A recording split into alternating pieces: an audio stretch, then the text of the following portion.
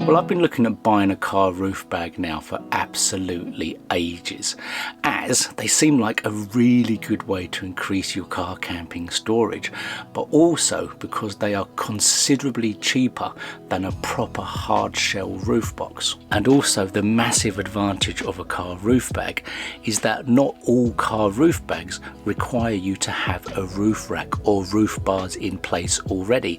So for me, that means I would save even more money. And in case you've never heard of a car roof bag before, well, imagine an enormous waterproof bag that sits on your car roof. Now, when I've thought about buying car roof bags in the past, there were always two questions that I always came back to. Firstly, how would it impact on stealth car camping? And secondly, well, security. Now, what I came to realise is that on a normal solo stealth car camp, actually at the minute I don't really need any extra storage. But as we went to Wales a couple of weeks ago, and as I had a car full of people, well, I needed somewhere to put my car camping gear. So with that in mind, I started the great Amazon search. Now, there are absolutely loads of car roof bags on Amazon. There is an awful lot of choice. And whilst I normally buy the cheapest version of everything, well, as I looked at them more, I began to realise what features I wanted in my car roof bag. And the one I eventually chose worked out to be £64, although there was a special offer, and I think normally it's £70, so I got 5% off or something like that. So let's take a little look-see, and I will show you why I chose this one. So the roof bag comes in this bag, and inside this you'll find the roof bag, the fittings, the locks and the non-slip mat. And the box it came in is great for your cat as well.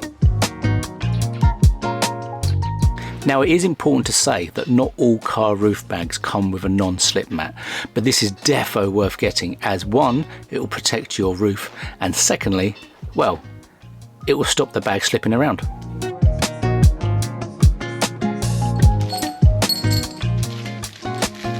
And of course, what you'll find inside are these super handy instructions that will tell you how to fit the roof bag. So first things first, you need to put the non-slip mat on your roof, and clearly where you're going to put this is where you want the bag to be. Then you take your bag and you put it over the non-slip mat.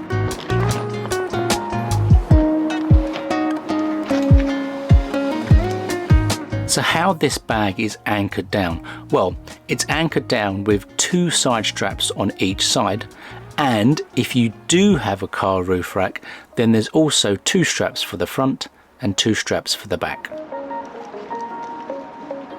Once you've got your bag all set up, you need to work out where you need the clasp to go. In terms of fitting the clasps, well, this is actually surprisingly easy. You pull this trim down and that will expose a piece of metal underneath, and that is where you hook this clasp onto. Then once that's done, you simply put the trim back up, and as you can see, that fits pretty well. But then of course, when you close the door, you need to remember to hold them up, otherwise they'll get stuck in the door. You quite simply go around the car and do this 4 times. 2 for the left and 2 for the right.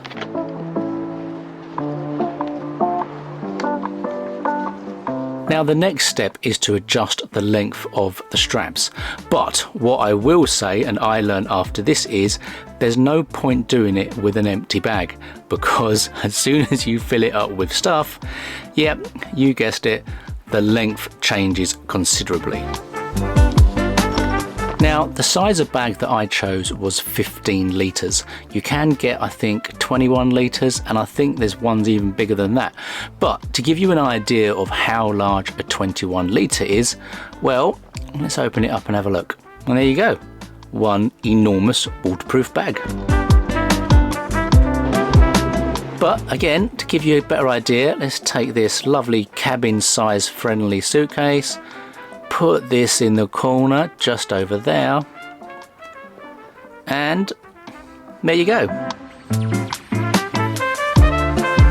Now, just to make sure that everything stays watertight inside, you have this thick canvas cover that goes over what is an already taped seam.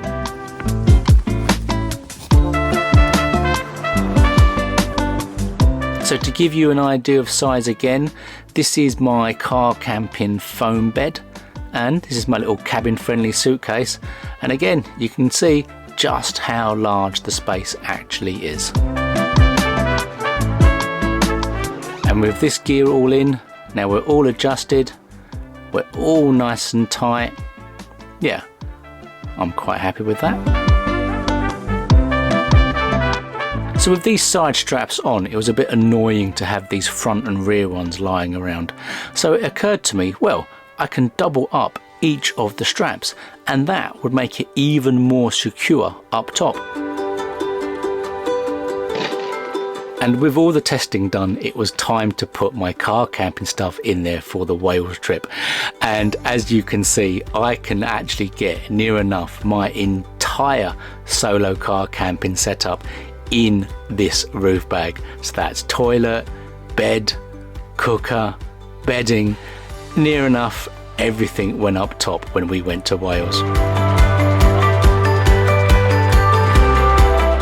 Well, as they say, the proof is in the pudding, and these straps lost no tension whatsoever on the whole journey up to Wales and the whole journey back.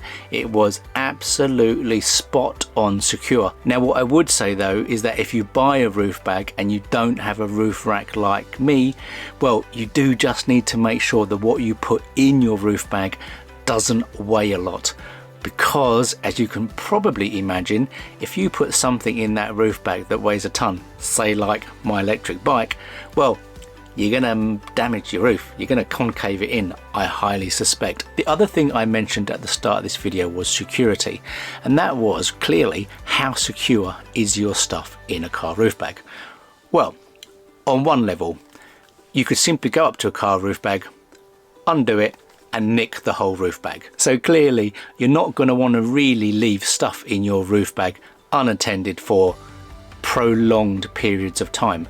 Now, I had thought those little locks were a bit useless at first, but I didn't put them on, and on the way to Wales and back I actually wish I had put them on, because at places like a service station where you're only stopping for a short amount of time, for the opportunistic thief, having a rubbish lock on there will at least prevent someone from just taking a peek. So going forward, will I continue to use the roof bag is the question.